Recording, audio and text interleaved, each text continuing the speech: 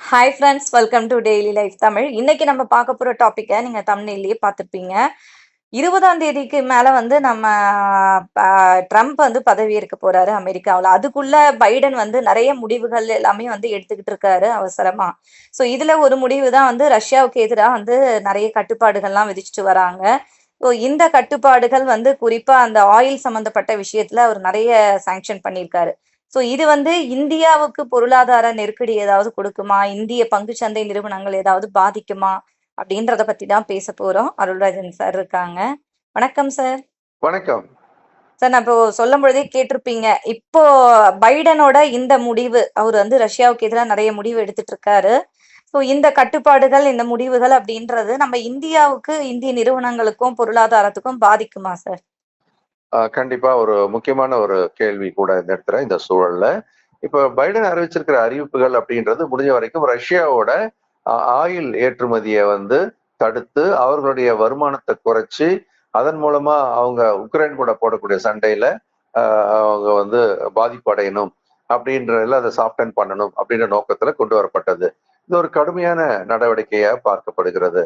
குறிப்பா இப்ப அறிவிச்சிருக்கிற இந்த சாங்ஷன் கட்டுப்பாடு அப்படின்றது பார்க்கும்போது ரஷ்யாவுடைய முக்கியமான 2 நிறுவனங்கள், அந்த துணை நிறுவனங்கள், அதன் பிறகு அந்த ஆயில எடுத்துட்டு போற முக்கியமான அந்த கப்பல்கள் 150 கப்பல்களுக்கு மேலாக இருக்கு. இந்த எல்லாத்துக்கும் மேலையும் அந்த கட்டுப்பாடுகள் விதிக்கப்பட்டிருக்கு. இந்த கட்டுப்பாடுகள் அப்படின்றது யாரை குறிவைத்து பண்ணப்பட்டிருக்கிறது? முதல்ல ரஷ்யாவுக்கு பணம் போகக்கூடாது, அவங்க உக்ரைன்ல செலவழிக்க பணம் இருக்கக்கூடாது அப்படின்ற நோக்கத்துல பண்ணாலும் கூட இது வந்து ஆயில் இப்போதைக்கு யாருக்கு மெயினா சப்ளை பண்ணப்படுகிறது அப்படின்னு பார்க்கும்போது, அதாவது ஐரோப்பாவிலுடைய ஒரு பாதகமான சூழ்நிலைக்கு பிறகு ரஷ்யா தன்னுடைய ஆயில் ஏற்றுமதி எந்த பக்கம் திருப்பி இருக்கு? இந்தியா, சீனா அப்படின்னு நம்ம சொல்லலாம். இந்த சூழல்ல முக்கியமா பாதிக்கப்படக்கூடிய 2 நாடுகள் அப்படின்னு பார்க்கும்போது இந்தியாவையும் சீனாவையும் நம்ம எடுத்துக்கொள்ள வேண்டியிருக்கு. இதுல குறிப்பா இந்தியாவுக்கு எந்த மாதிரியான பாதிப்புகள் வரும் அப்படின்றத இப்ப பார்க்கப்படுகிறது. இந்தியாவை பொறுத்த வரைக்கும் இப்போது கிட்டத்தட்ட அதனுடைய தேவையில சுமார் 34% என்ற அளவுக்கு ரஷ்யன் ஆயில இம்போர்ட் பண்ணிட்டு இருக்குது அப்படின்றத நம்ம பார்க்கிறோம். 2வது அதுக்கு கிடைக்கக்கூடிய சில சலுகைகளையும் நம்ம பார்க்கிறோம். இவ்வாறு இந்தியாவினுடைய இந்த ஆயில் இறக்குமதி ரஷ்யால இருந்து வரக்கூடிய இறக்குமதியை வந்து தடுக்கப்பட்டால் அப்படின்னு சொல்லும்போது இந்தியாவுக்கு எந்த மாதிரியான பாதகம் ஏற்படும் அப்படின்னு சொன்னா வேற நாடுகள்ல தான் அது வந்து ஆயிலை இம்போர்ட் பண்றதுக்கு பிளான் பண்ணணும். அப்போ வேற ஆயில் அப்படின்னு சொல்லும்போது கன்செஷன்ல கிடைக்காது. 2வது அந்த ரூட் இப்போ இப்போ எந்த அளவுக்கு செலவழிக்கிறாங்களோ அதை இம்போர்ட் பண்றதுக்கு அந்த காஸ்ட் ஆஃப் த ரூட் அப்படின்றது இன்னும் அதிகமான அளவு இருப்பதற்கான வாய்ப்பு உண்டு. அதையும் தாண்டி இந்த சாங்ஷன் அனௌன்ஸ் பண்ண உடனே என்ன ஆயிடுச்சு, ஆயில் பிரைஸ் பெரிய அளவில் ஜம்ப் ஆக ஆரம்பிச்சிச்சு. இப்போ பாத்தீங்க அப்படின்னு சொல்லும்போது கிட்டத்தட்ட $80 $81 கிட்ட பர் பேரல் நகர்ந்துடுச்சு. இப்போ இந்த கூடுதலான ஒரு விலை ஏற்றமும் சரி, அதே மாதிரி டாலருக்கு எதிராக ரூபாயின் மதிப்பு அப்படின்றது வீழ்ச்சியடைஞ்சிட்டு இருக்கிறத நம்ம பார்த்துட்டு இருக்கோம். இந்த ரெண்டுமே வந்து நம்ம இந்தியாவினுடைய ஆயில் இறக்குமதிக்கு பெரும் பிரச்சனை கொடுக்கக்கூடிய வகையில இருக்கிறதா நம்ம பார்க்கிறோம். அதே சமயம் இதனால என்ன உடனடியா நடக்கும் அப்படின்றதையும் நம்ம பார்க்க வேண்டியிருக்கு. இந்தியாவில இருந்து வரக்கூடிய தகவல்கள் என்ன சொல்லுது அப்படின்னா, இப்ப ஏற்கனவே அங்கிருந்து ஷிப்மெண்ட் வர ஆரம்பிச்சிருக்கிற அந்த கப்பல்களுக்கு ஒன்றும் பிரச்சனை இருக்காது. இனிமேல் புதுசாதான் நம்ம ஆர்டர் கொடுக்க கூடாது. அந்த மாதிரி ஒரு நிலைப்பாடுல இந்தியா என்ன சொல்றாங்க அப்படின்னா, எங்களுக்கு குறைஞ்சபட்சம் 6ல இருந்து 8 வாரங்களுக்கு கிட்டத்தட்ட 2 மாசம் கூட வச்சுக்கலாம், வரக்கூடிய ஆயிலுக்கு எந்த பிரச்சனையும் இருக்காது அப்படின்ற ஒரு தகவலை இந்திய அரசு கொடுத்துட்டு இருக்குதை நம்ம பாக்குறோம். சரி, அந்த 2 மாசம் முடிஞ்சதுக்கு அப்புறம் என்ன பண்ணணும் அப்படின்னு சொன்னா ஆயில வந்து வேற இடத்துல தான் சோர்ஸ் பண்ணணும். மிடில் ஈஸ்ட்லயோ இல்ல அங்க சவுத் அமெரிக்கன் கண்ட்ரிஸ்லயோ இல்ல யூஎஸ் கிட்டயோ அவங்க எண்ணெய் வாங்கக்கூடிய கண்டிஷனுக்கு தள்ளப்படுறாங்க, கூடுதல் விலைக்கு கூடுதல் செலவோடு சேர்ந்து. இது வந்து எந்த மாதிரியான ஒரு பாதிப்பை ஏற்படுத்தும் அப்படின்னு பார்க்கும்போது இப்ப ஏற்கனவே வந்து விலை கொஞ்சம் குறைவா இருக்கும் போதே இந்தியாவில வந்து பெட்ரோல் டீசல் விலை குறைக்கப்படவில்லை. அதே 100 ரூபாய்க்கு மேல பெட்ரோல் இருந்துட்டு பாக்குறோம். இப்ப விலை ஏறும் போது அந்த விலையை கூட்ட வேண்டிய ஒரு சூழல் இருக்கிற நிலைமையில ஏற்கனவே குறைக்காததுனால இப்ப கூட்டுறதுக்கு யோசிக்கிறாங்க. இப்ப கூட்டுறதுக்கு யோசிக்கிற ஒரு நிலைமையில ஆயில இம்போர்ட் பண்ணி அதை வந்து ரிஃபைன் பண்ணி விற்கக்கூடிய நிறுவனங்கள்னா ஆயில் மார்க்கெட்டிங் கம்பெனிஸ் சொல்லுவோம். நம்ம இந்த பிபிசிஎல், ஹெச்பிசிஎல், ஐஓசி இது மாதிரி நிறுவனங்கள் எண்ணெயை இறக்குமதி செய்து அதை தான் என்ன பண்ணணும், ரிஃபைன் பண்ணி பெட்ரோல் டீசலா மாத்தி விற்கணும். அப்படி மாத்தி விற்கும் போது அவர்கள் வாங்குற விலை கூடுதலா இருக்கும், விற்கிற விலையில மாற்றம் இல்லை, உயர்த்தப்படவில்லை என்றால் இந்த oil marketing companies will be affected primarily. இதான் வந்து முதல் கட்டமா நம்ம பார்க்க வேண்டியிருக்கு. அதே சமயம் பொருளாதார ரீதியாக பார்க்கும் பொழுது இந்தியா வந்து அதனுடைய 80% மேலான ஆயில் தேவையை வந்து இறக்குமதி தான் பண்ணிட்டு இருக்கு. அப்போ இந்த 2 வகையான பிரச்சனைகளுமே, அதிக விலைக்கு கச்சா எண்ணெய் வாங்குவதும் டாலருக்கு எதிரான ரூபாயின் மதிப்பு வீழ்ச்சியடை, ரெண்டுமே என்ன ஆகும், இந்தியாவோட பட்ஜெட்ல பெருமளவு ஒரு பாதிப்பை ஏற்படுத்தும். இதெல்லாம் இப்ப நம்ம பேசிட்டு இருக்கிற விஷயம்தான். ஏன்னா பைடன் சில நாள்ல பதவியில இருந்து போயிடுவாரு, அடுத்த ட்ரம்ப் போடுவாரு. இப்ப ட்ரம்ப் வந்த உடனே பைடன் போட்ட இந்த ஒரு கட்டுப்பாடு, சாங்ஷன் அப்படின்றது தொடருமா இருக்காதா அப்படின்றது அவர் தான் முடிவெடுக்கணும். அதே சமயம் இந்தியாவும் கொஞ்சம் லாபி பண்ண ஆரம்பிக்கலாம், எங்களுக்கு வந்து சில சலுகைகள் கொடுங்க அப்படின்னு சொல்லிட்டு.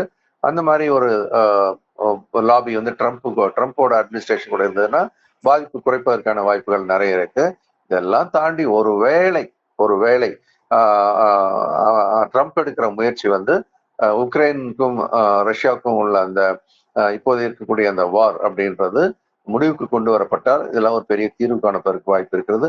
ஆனால் இப்போதைக்கு இந்தியாவிற்கு இது ஒரு தலைவலியாகவே நாம் பார்க்க வேண்டும். Okay sir. ஸோ இத வந்து நம்ம இந்த முடிவு அப்படின்றதையும் இன்னும் ட்ரம்ப் பதவி ஏற்றதுக்கு அப்புறம் அது எப்படி எதிரொலிக்க போகுது அப்படின்றதையும் பார்க்கலாம். பட் நமக்கு வந்து இது ஒரு பெரிய பிரச்சனை அப்படின்ற மாதிரி நீங்க சொன்ன வரைக்கும் எனக்கு தெரியல. அந்த அளவுக்கு இது ரொம்ப சீரியஸா நமக்கு அஃபெக்ட் ஆகுற மாதிரி இருக்கா சார்?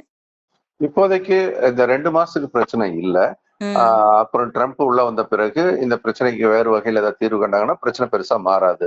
அப்படி இல்லாம ட்ரம்ப்பும் அதே ஃபாலோ பண்றாரு. ஆமா, நான் சாங்ஷன் பண்ணது, பைடன் பண்ண சாங்ஷன் நான் தொடருகிறேன் அப்படின்னு சொல்லிட்டாருன்னா இந்தியா வந்து அதிக விலை கொடுத்து கச்சா எண்ணெயை இறக்குமதி செய்ய. அப்ப என்ன நடக்கும் அப்படின்னா, அதிக விலைக்கு கச்சா எண்ணெய் உள்ள வந்துச்சுன்னா பெட்ரோல் டீசல் வேற வழியெல்லாம் உயர்த்த வேண்டியிருக்கும். பெட்ரோல் டீசல் விலை உயர்த்தப்பட்டால் என்ன ஆகும் அப்படின்னா, எல்லா ட்ரக்ல டிராவல் பண்ற எல்லா காஸ்டும் ஏறிடும் இல்லையா? அப்ப என்ன ஆகும், எல்லா உணவுப் பொருட்கள், ட்ரக்ல டிரான்ஸ்போர்ட் பண்ற பொருள் எல்லாத்தோட விலையும் ஏற ஆரம்பிச்சிடும். விலைவாசி ஏறி இன்ஃபிளேஷன் கூடி நம்முடைய பொருளாதாரத்தில் நம்ம எதிர்பார்த்த பொருளாதார வளர்ச்சியில் ஒரு டென்ட் விழும், ஒரு பாதிப்பை ஏற்படுத்தலாம். Okay sir. ஸோ அதை பொறுத்திருந்து பார்க்கலாம். சார், நம்மளோட அடுத்து பேசிக் எம்எஸ்எம்னு வரிசையா வருது, அந்த கிளாஸ் டீடைல் சொல்லுங்க சார். ஆமா, பொதுவாகவே வந்து பங்கு சந்தைக்குள்ள வருஷம் என்ன சொல்ல போனா everyday new demat account open ஆயிட்டே இருக்கு. நிறைய லட்சக்கணக்கான அக்கௌண்ட் ஓப்பன் ஆயிட்டே இருக்கு. இப்ப உள்ள வரக்கூடியவங்க வந்து பங்கு சந்தையை சரியான டைரக்ஷன்ல டிராவல் பண்ண ஆரம்பிச்சாங்கன்னா அதை வந்து ஒரு தங்களுடைய வாழ்க்கைக்கு பெரிய ஏற்றத்தை கொடுக்கக்கூடிய ஒரு வழியா பார்க்க முடியும். அதனால புதுசா வரவங்க எல்லாருமே இந்த பேசிக்ஸ் ஆஃப் ஸ்டாக் மார்க்கெட் பயிற்சி வகுப்பை அட்டன் பண்றது மூலமா தங்களை சரியான திசையில் வழி நடத்திக்கலாம். ஏற்கனவே மார்க்கெட்ல இருக்கிறவங்க தங்களுடைய ஃப்ரெண்ட்ஸ், ரிலேட்டிவ்ஸ் இவங்களெல்லாம் கூட இந்த ப்ரோக்ராம் ரெஃபர் பண்ணி அவங்களுக்கு ஹெல்ப் பண்ணலாம். நம்பர் 1, இது சண்டே வருது, காலையில 9 மணிக்கு ஆரம்பிச்சு 1:30 மணிக்கு ஆன்லைன்ல தான். இதற்கு அடுத்து அப்படின்னு பாத்தீங்கன்னா மண்டேல இருந்து MSM, master stock market programme உள்ள வந்த பிறகு என்ன செய்யணும், இதுல வந்து நமக்கு ஒரு ஷார்ட் டேர்ம் கோல், ஒரு லாங் டேர்ம் கோல் இருக்கணும். அதாவது நம்ம ரிட்டையர்மெண்ட்ல ஃபினான்ஷியல் ஃப்ரீடம் அப்படி சொல்லக்கூடியவர்கள் ரிட்டையர் ஆகும்போது பேசிவ் இன்கம் கையில இருக்கணும், வருமானம் இருக்காது, செலவு மட்டும்தான் இருக்கும். அதே சமயம் எனக்கு கூடுதல் வருமானம் ஒண்ணு தேர்த்தணும் அப்படின்னு சொல்லும் போது அதுக்கான ஒரு ஷார்ட் டேர்ம் ஆப்ரேஷன்ஸ் அப்படின்ற பாயிண்ட் ஆஃப் வியூல என்ன பண்ணலாம், இது ரெண்டுமே வந்து நம்ம எப்படி கத்துக்கணும் அப்படின்னு சொல்லும் போது ஃபண்டமெண்டல்ஸையும் கத்துக்கணும், டெக்னிக்கலையும் கத்துக்கணும். ஒரு தெளிவான போர்ட்போலியோ உருவாக்கி ஃபைனான்சியல் கோல் அச்சீவ் பண்றதுக்கான ப்ரோக்ராம் இது இரவு 8ல இருந்து 9 மணிக்கு ஆன்லைன் மூலமா மண்டே டு ஃப்ரைடே 4 வார காலம் நடக்கிறதுனால வேலையை முடிச்சுட்டு வந்து உட்காந்து தெளிவா கத்துக்கிட்டு தங்களுக்கான வாழ்க்கையினுடைய பொருளாதாரத்தை உயர்த்தலாம். Okay sir. ஸோ இந்த கிளாஸ் டீட்டெயிலாம் உங்களுக்கு தெரியணும்னா ஸ்க்ரீனில் இருக்க நம்பருக்கு நீங்கள் வந்து வாட்ஸ்அப் பண்ணலாம், இல்லைன்னா வந்து நீங்கள் கால் பண்ணி கூட கேட்டுக்கலாம். குறிப்பாக எம்எஸ்எம் கிளாஸ்லாம் நம்ம சேனல் வியூவர்ஸ்க்கு யாரெல்லாம் மெசேஜ் கால் பண்ணுறீங்களோ அவங்களுக்கு ஒரு சூப்பர் ஆஃபர் வேறு இருக்குது.